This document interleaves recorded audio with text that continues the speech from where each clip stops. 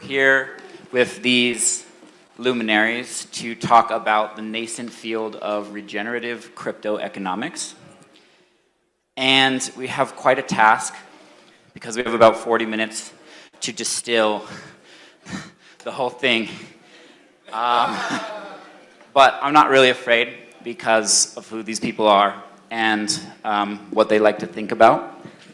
So it's an open conversation. I'd like for us to kind of try to touch on the past, present, and future. I'd love for us to think about theory and practice. It'd be fun to do some speculative design and think about where things might be going, but I also think it's important that we talk about what we can do in the immediate term, actions we can take now, because it is, as I'm sure all of you are aware, quite a dire situation right now in the world, where we've overshot our ecological boundaries by a large margin, and we need to pretty quickly steer things to mitigate harm that's already happening. So a bit earlier, Nathan Schneider used the phrase responsibilities and opportunities in the same kind of sentence, and I think that's a really important way to think about this, that we have a lot of potential and opportunity now, but we also have to very deeply consider what we're doing now because we're aware that it will probably have quite a big impact on future humans. So I think there's also a term that Kevin's been using recently, intersubjective consensus.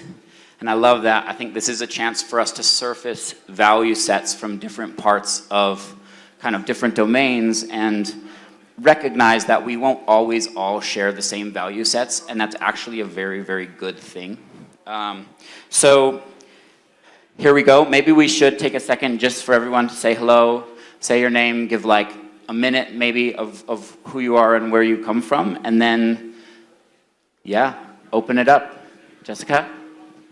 Thank you, John, and thanks everybody for your presence. Really appreciate seeing all your faces and look forward to also maybe having some discussion at the end.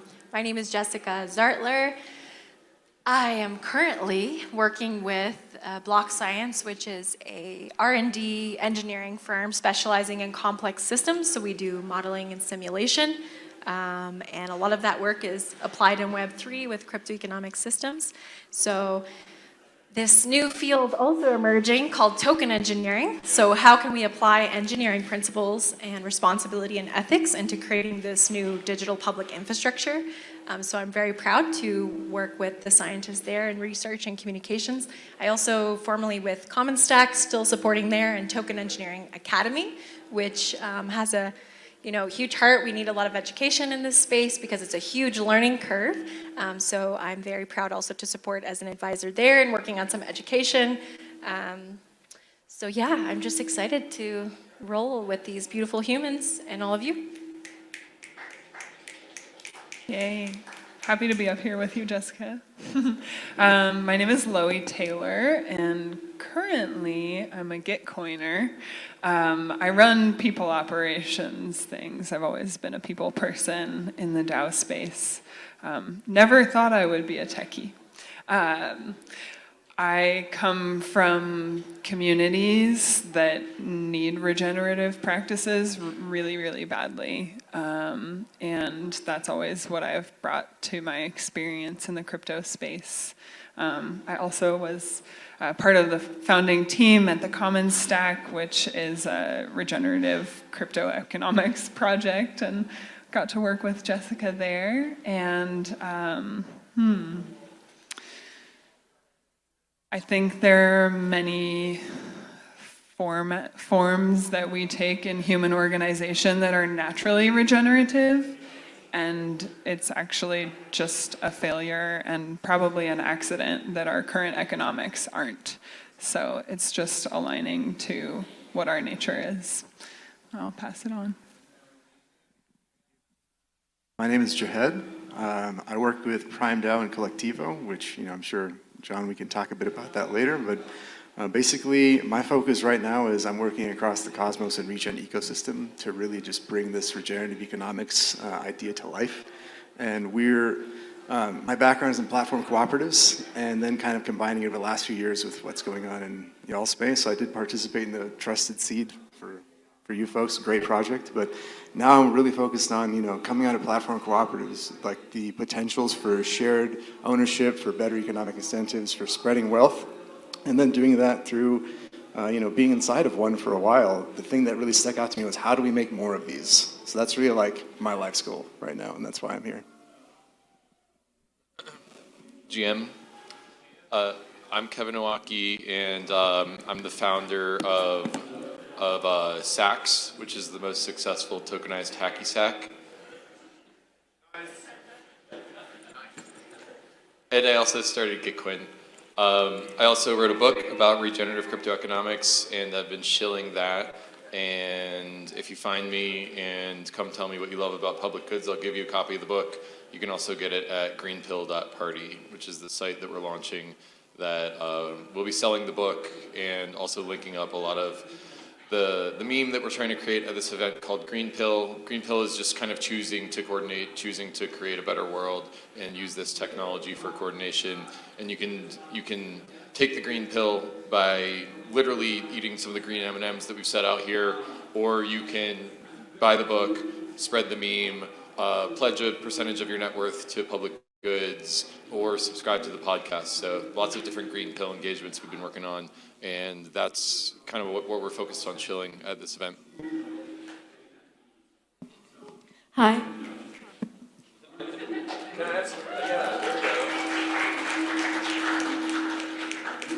We just coordinated. My name is Silke Elrifai. I'm a crypto lawyer, and I think and have been for many years focusing on DAO design and how to make people legally safe generally. And I think in any discussion on regenerative crypto economics, it would be good to have inbuilt crypto law designs that actually support and protect the people that do it. So if there's anyone in, here we go. If there's anyone doing AV, I think we're getting a little bit of feedback that we're trying to figure out right now. Yeah, I'm sure we'll figure it out over the next few minutes. Back to you. Right, okay, so we have a lot of perspectives represented here. We also have a lot of perspectives that are not represented here, and I think it's very important that we keep those in mind as we move through this conversation. I've got a few ideas of where we should go, but I think let's just see. I don't want to be the shepherd here, right? It's an open chat. But I think just to kick things off, to think about this idea of building on those who have come before, I think it's quite common. I often fall into the trap of kind of demonizing past humans for all of their mistakes and this difficult situation we've inherited. But I also try to check myself on that and remind myself that I really do think everybody is trying their best. And so can we talk a little bit about where we came from, the past, and express a bit of gratitude for that? And that's, I think, from a cultural perspective. I know, Jessica, we were talking a bit earlier about some of your experiences with First Nations peoples. Also from an intellectual perspective, from a practice perspective, who do you take the most inspiration from as we kind of move into this new quadratic lands? Sure, yeah. A lot of these are not new ideas. There are so many civilizations that were able to have their economies, an economy in the original sense of the word, meaning health and wealth of the household, not maybe how we have these connotations with the word today, which has been kind of this, hyper linear quantification. So the economics and being kind of the health and wealth of the tribe or the household. So many civilizations were able to align their economics, or they just naturally did because they were so close to nature. So they were living in harmony. And yeah, I was out traveling in Western Canada, van life, and came across, and I was working on a project with a few First Nations leaders that are running some nonprofits there, and I heard the term institutionalized generosity. And these two words together pretty much blew me away, as well as sitting and hearing stories about potlatches, where how they would divide and share wealth in the tribe. And they were saying that the warriors, the leaders, would have breastplates made of brass or different metals, and they would burn these. And whoever could burn the most wealth would lead the tribe. And this resonated with me and gave me chills so deeply. And even, you know, we talk about burning in crypto and we know what that does. It makes the value go up for everyone. But what if our leaders that were leading our institutions, our nations, were the people who would burn the most wealth, or who would take responsibility and give of their own wealth? So I think we have so many lessons to learn by sitting in circle and listening. And yeah, I guess I'll stop there for a minute, but that really inspired me, as well as, of course, biomimetics, living systems, biologists and pioneers talking about layers of collaboration and competition, and how, you know, it's not one or the other. It's saturation point. Where does it make more sense to collaborate? Where do we need competition? So these are some people or lines of thought and teachers that have really spoken to me over the last couple of years. Thank you. This is an interesting question about our histories. Part of me wants to go back before my lifetime, but part of me just feels that my own experience on this planet is really relevant too. I think that I became exposed to the need for regenerative practices as a young activist living in Seattle. I was fortunate to get a really radical anti-racist education from various organizations that are in accountability with the People's Institute for Survival and Beyond, which is an incredible organization that has been around since the civil rights era, teaching radical dismantling of class and race systems that really disserve all of us. And in my activist communities in Seattle, I really saw over the course of,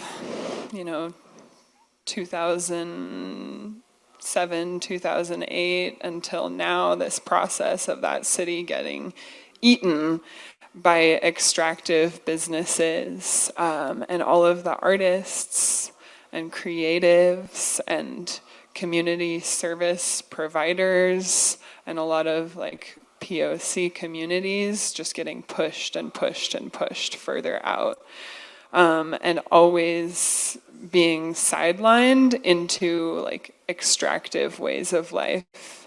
And when I think specifically about how cities do that, it's a lot through redlining, which is a practice of drawing lines on a map of a city and saying only white people are allowed to buy houses within this space and everyone else needs to stay outside of these lines.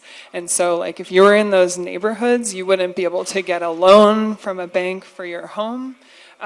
Which means that you are constantly in an extractive cycle of being a renter. And so the ability to just live at zero, we're not talking extractive or regenerative at that point, but just the ability to own your space, to not be flushing money down the toilet to someone who's extracting from you is a privilege. And it's a privilege that's been racially segregated in so many cities.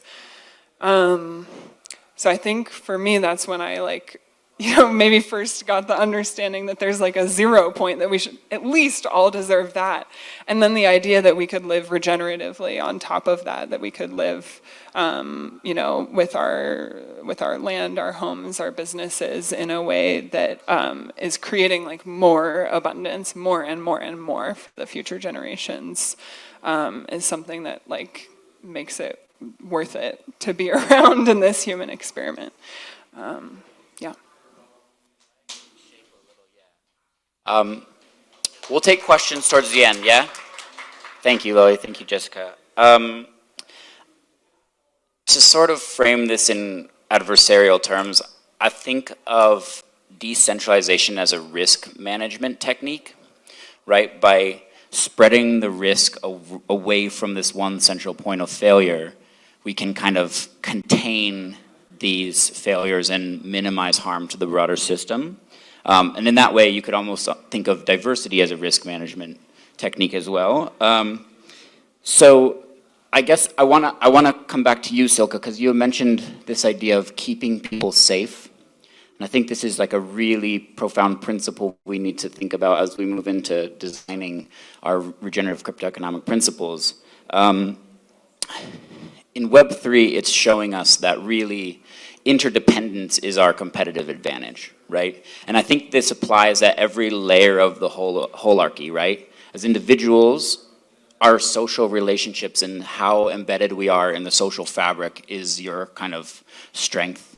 On the sort of protocol layer, you get embedded in this smart contract landscape, and the more protocols that are building on you, the more entrenched you become and the harder you are to remove. And then I think also, like the Web3 movement more generally, we don't exist in a bubble, well, maybe we do exist in a bubble. We don't exist in our own little kind of walled garden, right? We exist in the context of broader society, and more, the sort of surface area and the contact points with broader society is expanding, and we need to be thinking about how we can shore up and build interdependencies so we become a kind of irreplaceable part of the way that the world works. I think we have this illusion that we're separate, right? That we draw these boundaries in our minds, and they just exist in our minds, which doesn't mean that they're not real, but the sort of barriers. And so, Silke, I know you've done a lot of work thinking about ways in which Web3 organizations can safely kind of exist within the broader legal kind of framework, including in the legacy legal system, right? Could you talk a bit about some of the ways in which you kind of approach keeping people safe as they participate in this emergent kind of movement where innovation is outpacing regulation by like such a large margin? I think it foremost depends on your risk profile, how risky you are. Obviously, what you can do, and a lot of projects are doing this, is basically they have two maxims. You have either you ask for forgiveness later, you do it now, and hopefully you have made your choice. You know what kind of regulator you're going to fall on your feet later on, or or you try to. You ask for permission at the beginning as to when you stay within the legal system, or at least in the gray area, which I often call the illegal area, where it's basically, well, yeah, that might not be in total compliance with what you, but the law doesn't really fit, and that is the big problem. So instead of waiting, you probably would do a risk analysis to see whether this matches your risk profile. Obviously, to make this assessment, everyone needs to know what the risks are, and then they can take it. What I noticed, especially now, I mean, here everyone is talking about DAOs, is obviously that if you are engaged in a DAO, there are a lot of risks, and these can be minimized and in the design of the DAO themselves from the very beginning. So I mean,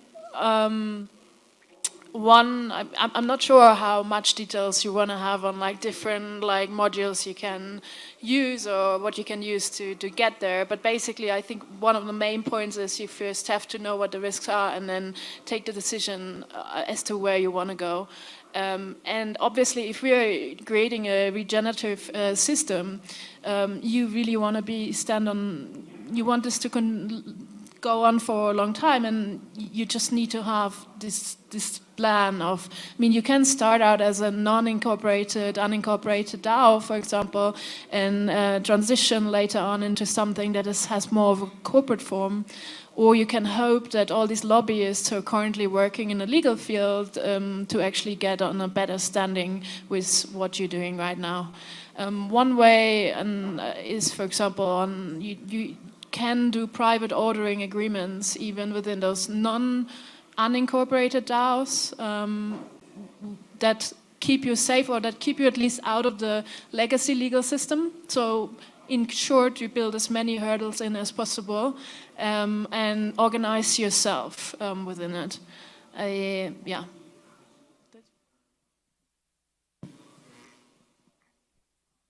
Brilliant, thank you. Okay, let's get a little weird. Kevin.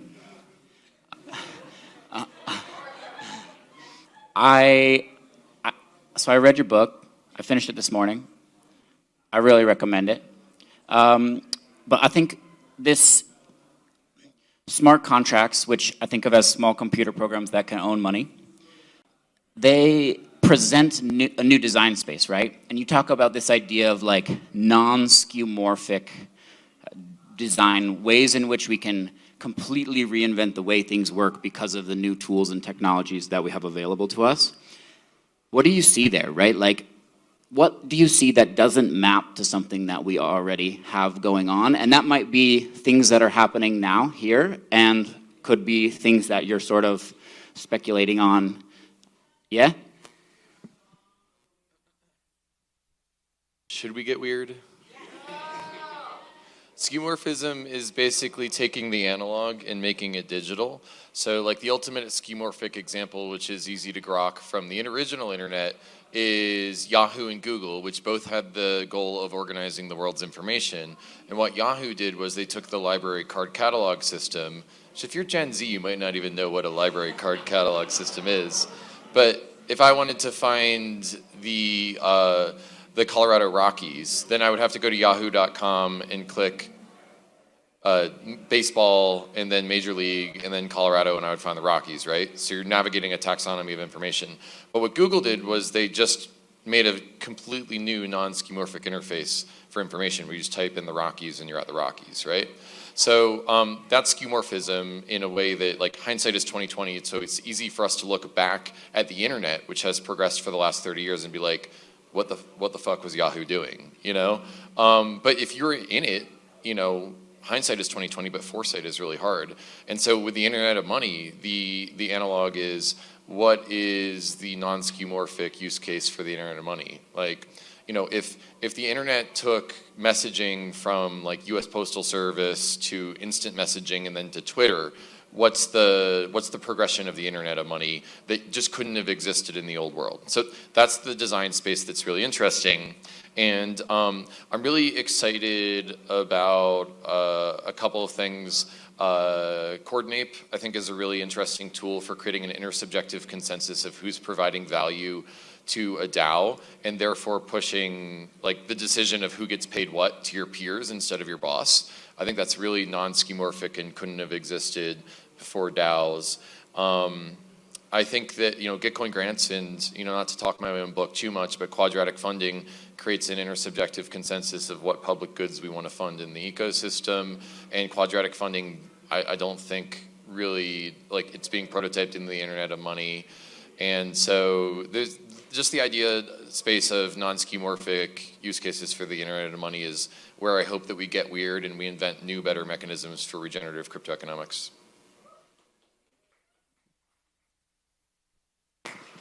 I actually have a follow-up question to that, if that's okay. Do you? I hope so.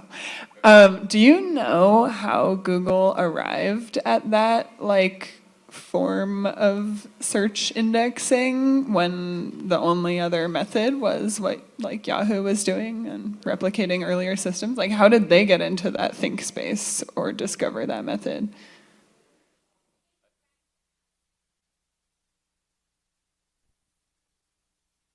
So what was shouted out by the audience, which thank you, was the invention of PageRank, which is built on top of eigentrust, which is just a math way of ranking the trust of different websites algorithmically. And the insight was basically that every time you link to another website, that's an implicit vote in the trust vector of that website. And so you create this web of trust of basically websites all voting for each other, and then you rank them, and that was the fundamental insight behind Google. But I mean, I think that that's the hindsight. That's like the tip of the iceberg, because I know that Larry Page and Sergey Brin were doing information research for years and maybe decades before they even arrived at that. So it's exploration of the design space to see what's possible, and then you eventually land on the thing that creates the punctuated equilibrium. Yeah, I just wanted to say it's really interesting, the thread from analog to digital, and I think this is a big trend in a lot of different aspects of what's happening right now. So even with fungibility, for example, at Block Science, there's a really cool academic paper, mathematical proof on the fungibility spectrum. So fungibility as a spectrum, and this allows for consideration of markets and assets that may have multiple attributes. So for example, a use case would be carbon offsets. So you have something produced solar in Colorado versus something that's geothermal in Europe. And for compliance, companies have to often show governments when they're purchasing offsets. So that's a pretty interesting shift from analog to digital. Also in our we have some new governance mechanisms and voting tools. There's one called conviction voting, if you haven't heard of it. So instead of just a 1 or a 0 and us casting votes every 4 years, we can real-time vote and preference signal. So there's some really interesting developments in a lot of different areas in Web3 governance that are kind of making this shift. And I think as well, like with our money streams, this is also very 1 and 0, and there are even maybe threads with like quantum computing or moving from this kind of male logic to more of like intuition almost in quantum computing. So I think there's some kind of shift happening in various technologies that have this pattern. And the last thing, because you brought up coordinate, I just have to bring up universal and unconditional basic income, because that's always just comes up in me so hard when I just don't want, in DAOs, we have the anthropomorphication of organizations. I don't want to work for a DAO. I don't want anyone to work for a DAO. What is a DAO? We are the DAO. So let's not repeat this pattern. I would really love to see contextual reward systems that combine unconditional basic income or minimum viable salaries, because, hey, we all need food, water, shelter. Love Coordinate, love SourceCred. They are doing amazing work. There are seriously fantastic applications, but carrots work great for algorithmic tasks, but research and artists, they're not going to function on that. So I think having contextual reward systems, but the Token Engineering Academy has been leading a 3-month research initiative, so if you want to dive down that wormhole. But yeah, I definitely appreciate the work. It's really important, but contextual. And then I wanted to pass it to Jahed, because I know Collectivo is doing really badass work, so please tell us what regenerative crypto economics really is. That's a lot of pressure.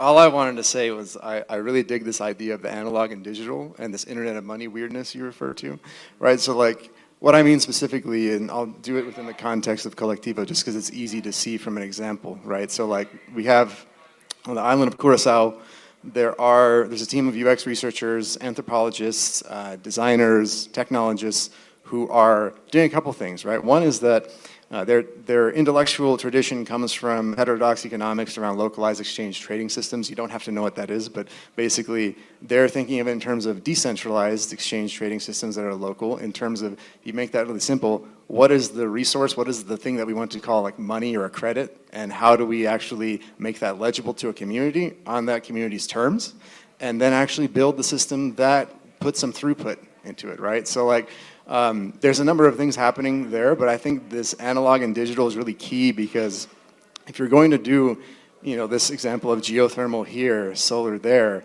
you can't do it from this perspective of like the, panopticon or modern, like high authoritarian sort of view of like, how do I make this part legible to that one? Because you run into that same thing of just rebuilding the systems that we're trying to replace in some way or to decentralize. So doing it hand in hand with that community, the universe of eco-credits hasn't even been touched yet. There are so many of them, right? There's this internet of money. There's so many money forms we haven't even thought of yet relative to the resources we want to control and make legible. So like, that's really what I'm interested in. What, Collectivo, like nothing here, I'm not picking on Collectivo, I'm saying in general, even with DAOs, are DAOs even gonna be around in 10 years? I don't know, is this the final form of organization? I don't know, right? But like, we're just trying to find better, and I think better happens through marrying this analog and digital in non-authoritarian terms. Basically, I hope that's the thing that came through at the end. How do we do that when we're still in authoritarian regimes? Micro-solidarity networks and streaming money to each other. So I'm devastated because our time's almost up, which is outrageous, I know.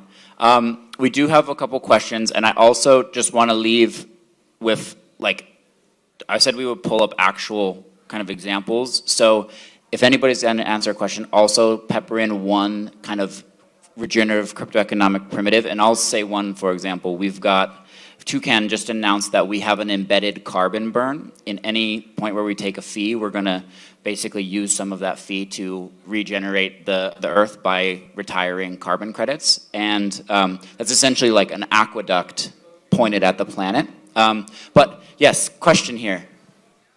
All right, great. So I have an electrical engineering background, so you guys are talking about analog and digital a lot. So I was really sort of like directing this to Jessica, but to everyone at large. You also were talking about history, so what can we learn from an old, very standardized field like electrical engineering? It's been around for centuries, and we have an organization like the IEEE that has implemented standards, so I wonder if you could touch on these things. I wish my colleagues were here. So the founder of Block Science, Dr. Michael Zergum, and my colleague Jeff Emmett are both electrical engineers. One of them also has robotics engineering's background. So there are all these crazy cool algorithms and patterns. So conviction voting was actually designed from an algorithm. It's similar to your brain. Like, this is how our neurons fire. They charge up and then they trigger. So there's a lot of cool patterns. So we need electrical engineers, and two of my colleagues are and have been able to innovate on so many amazing patterns and apply them to crypto economic networks. So please come join us. We always need more help. Gonna be the last question. Hi, you seem to be talking about regenerative cryptoeconomics from like a principles perspective. I'm wondering if folks here are familiar with Seeds, which is a cryptocurrency that is, so it sounds like if you are, so I'd love to hear your perspective on it. For those maybe not familiar, it ties monetary reward to activities that are specifically regenerative for the earth. So I'd love to hear how you see that playing into the bigger picture. Ed? Funny, putting me on the spot again for Seeds. I failed to participate in Seeds every time I tried to get on there. That's not a bug bounty, just saying. But my perspective on Seeds, right, and within this larger like internet of money, like I'm really looking at not to pump Cosmos bags too much, but I really like the the Cosmos space specifically because it has sovereignty, interoperability, and the ability to make sovereign blockchains. And that's the thing that when I look at Seeds, right, I really am inspired by that because it's a system that's thinking of a circular economy that regenerates specific activities you take, you get money. Then also, how does that connect to the larger economy, other localized economies? That's really what I think is like the next step for it. Like, how do we scale something like that? How do we scale always? And to walk it back, because I don't want to be like the scaling Silicon Valley guy. How do we keep a seat at the table for people who don't have the capability to participate right now or the desire, right? Because like you may not actually, a lot of these systems you have to own the token, right? Like that one has been done to death. But then like, you could just look at it and be like, I don't actually trust this shit yet. And then 10 years later, when you actually see that it's useful, how can you meaningfully participate, right? So I think of something like seeds, like that's the thing that I'd be like, is that baked into how they think about the future and govern? And then everyone else who's in that space, is that how they're thinking about it as well? Awesome. Thank you so much. Thank you so much, John. Thank you so much, panelists. I really appreciate that. Give it up for our panelists one more time.